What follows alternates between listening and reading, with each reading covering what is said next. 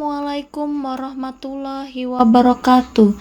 Perkenalkan, nama saya Dahniar Agustina Pratiwi, mahasiswa Magister Pendidikan Dasar dengan nomor induk mahasiswa 501193107.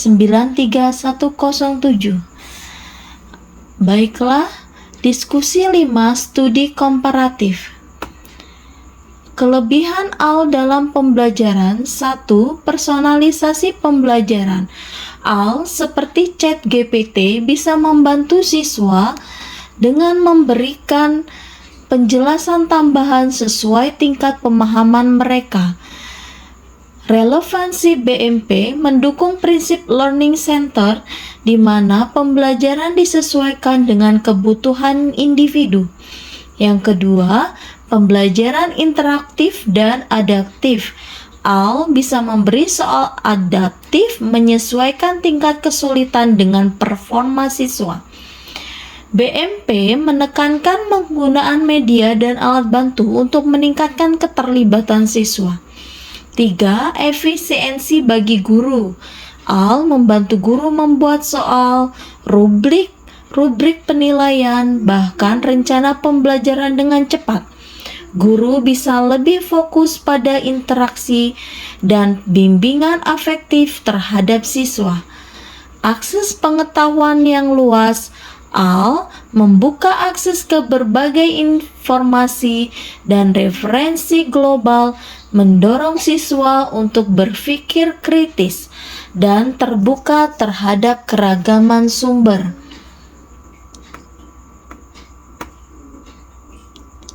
Yang kedua, kekurangan atau tantangan AL dalam pembelajaran. Kekurangan atau tantangan AL dalam pembelajaran. 1. Ketergantungan dan penurunan daya pikir kritis. Jika siswa terlalu sering bergantung pada AL, mereka bisa kehilangan keterampilan berpikir kritis dan analitis. Dalam BMP disebutkan, pentingnya mengembangkan critical thinking sebagai bagian dari hasil belajar. Yang kedua, ketidakmerataan akses teknologi. Tidak semua sekolah atau siswa memiliki akses ke perangkat dan internet yang memadai. Hal ini menimbulkan kesenjangan digital divide yang harus disikapi serius oleh pendidik dan pemerintah. Masalah etika dan plagiarisme. AL bisa digunakan siswa untuk mencontek, menyalin jawaban atau membuat tugas tanpa pemahaman sendiri. Perlu adanya edukasi etika digital dalam kurikulum. 4. Keterbatasan konteks lokal.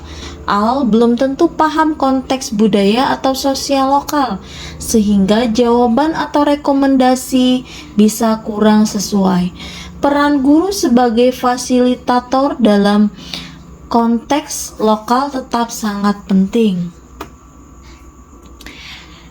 Pengalaman pemanfaatan AL di kelas. Sebagai pendidik, berikut beberapa cara saya atau rekan guru memanfaatkan AL dalam kegiatan belajar mengajar. Menggunakan ChatGPT atau BART sebagai alat bantu membuat soal latihan, menyusun RPP atau mencari ide kreatif dalam membuat media pembelajaran, mengajak siswa berdiskusi tentang etika penggunaan AL sebagai bagian dari literasi digital, mengintegrasikan aplikasi AL sederhana seperti Kulians, Grammarly, Canva AL, atau Eduedic untuk proses kelas berbasis presentasi, menulis esai, dan membuat infografis.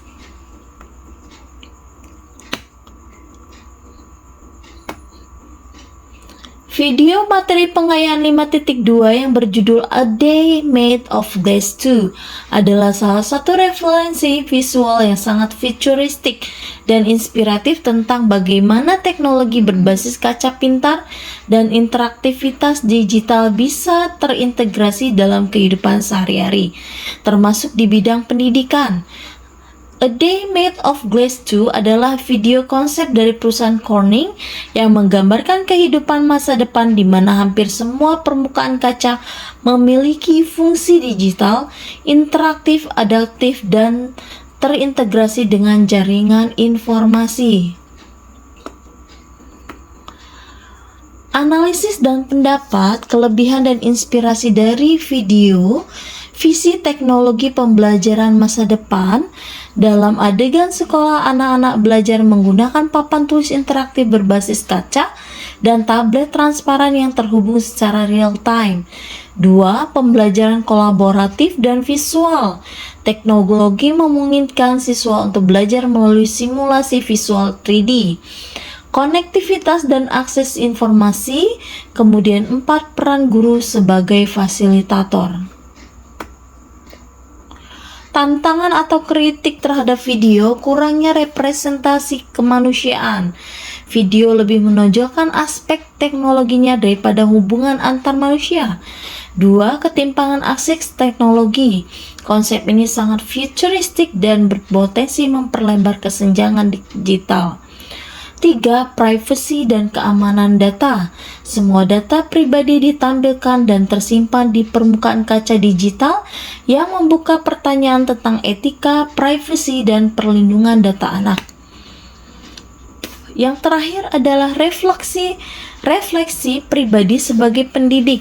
Sebagai guru, saya merasa video ini sangat membuka wawasan dan memberi gambaran yang memotivasi tentang bagaimana teknologi bisa meningkatkan efektivitas pembelajaran. Namun saya tetap percaya bahwa teknologi canggih tidak akan pernah menggantikan sentuhan manusiawi dalam pendidikan. Kaca pintar dan sistem canggih hanyalah alat tanpa nilai empati dan sentuhan guru. Teknologi bisa menjadi dingin dan tidak bermakna. Maka dalam pembelajaran, saya sebagai seorang guru tetap saya sebagai sumber belajar dan buku sebagai sumber belajar siswa. Dan apabila terdapat teknologi adalah tambahan supporting system supaya siswa menambah wawasannya. Terima kasih. Assalamualaikum warahmatullahi wabarakatuh.